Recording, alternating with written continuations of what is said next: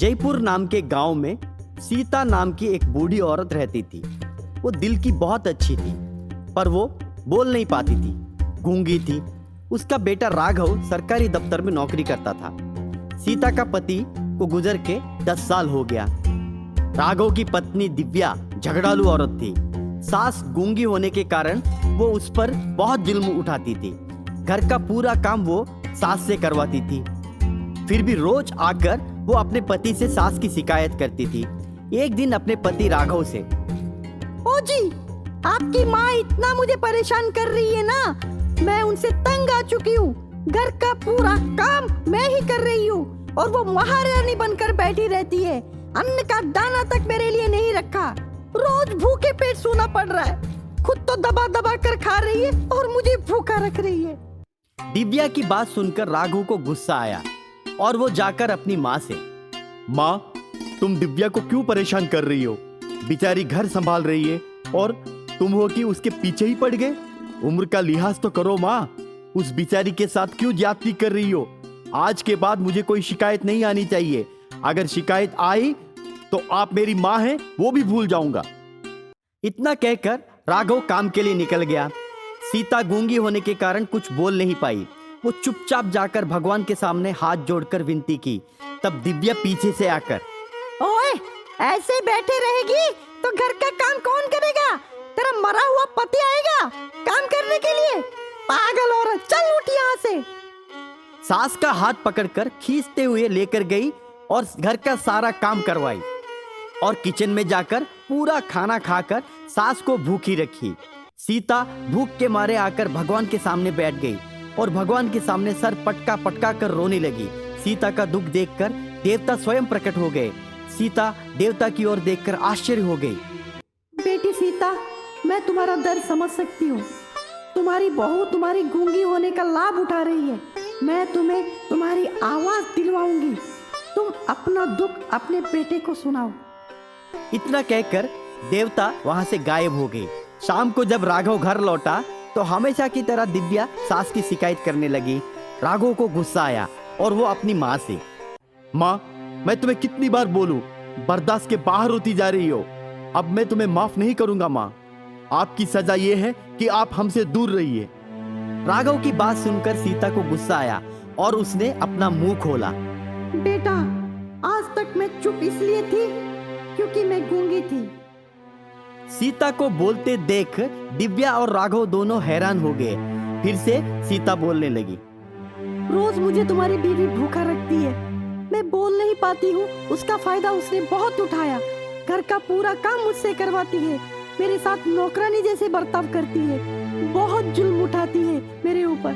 बेटा, बीवी के ऊपर प्यार रहना अच्छी बात है, पर अंधाधुंध प्यार करना बुरी बात है। तुम क्या मुझे घर से निकालोगे? मैं खुद घर से निकल जाऊंगी। तुम दोनों खुश रहो। इतना कहकर सीता घर से निकल गई। राघव ने दिव्या को खूब मारा और भागते हुए जाकर अपनी माँ का पैर छुआ और अपनी माँ को मनाकर घर वापस ले आया। सीतापुर नाम के गांव में शकुंतला नाम की औरत रहा करती थी। वो बहुत झगड़ालू थी। उस गांव में उसे झगड़ालू शकुंतला कहा करते थे। झगड़ालू के साथ साथ वो बहुत स्वार्थी भी थी। उसका इकलौता बेटा राघव माँ के नक्शों कदम पर चलता था। हाल ही में उसकी शादी हुई। उसकी पत्नी देविका अच्छे स्वभाव की लड़की थी। कुछ ही दिनों में देविका गर्भवती बनी। शकुंतला देविका को खाना भी ठीक से नहीं देती थी। देविका को बहुत भूख लगती थी। एक बार देविका शकुंतला से, माँ जी, मुझे खाना बहुत कम पड़ रहा है। भूख बहुत जोर से लग रही है। ऐसी हालत में तरह तरह के पकवान खाना चाहिए, पर आप तो मुझे भूखा रख रही है। मैं कुछ दिनों के लिए मायके हो आती हूँ। क्यों रे करमजली, अपने मायके जाकर मेरे बारे में शिकायत करेगी? कहीं पर जाने की कोई जरूरत नहीं है। हमारे यहाँ ससुराल में ही प्रसव होता है। चुपचाप घर पर ही पड़ा रहे। देविका राघव को मनाने की कोशिश की। तब राघव, माँ जैसे बोल रही है वैसा ही करो। खुद का दिमाग चलाने की कोई जरूरत नहीं है। अगर जाना चाहती हो तो हमेशा के लिए चली जाओ। राघव की बात सुनकर देविका को बुरा लगा। देविका के पेट में जुड़वे बच्चे थे। वो 2 बच्चे एक दूसरे से बात करने लगे। छोटा बच्चा बड़े से, भैया भैया, दादी माँ तो माँ को बहुत तड़पा रही है और पापा माँ को समझकर नहीं ले रहे। बहुत जोर से भूख लगी है भैया। माँ को ही खाना नहीं है तो हमें कहाँ से मिलेगा? तब बड़े छोटे से, छोटे, तुझे बहुत भूख लगी है ना? फिक्र मत कर, मैं भूख बर्दाश्त कर सकता हूँ। माँ जब खाना खाएगी मेरे हिस्से का भी तू खा लेना, मैं सह लूंगा। माँ के पेट में ही दोनों भाई एक दूसरे से गले लगाए। देविका ने रूखा सूखा कुछ खाना खाया। देविका के पेट के अंदर खाना जाते ही बड़े अपने हिस्से का खाना छोटे को दे दिया। छोटे की भूख मिटाने के लिए बड़ा रोज भूखा रहता था।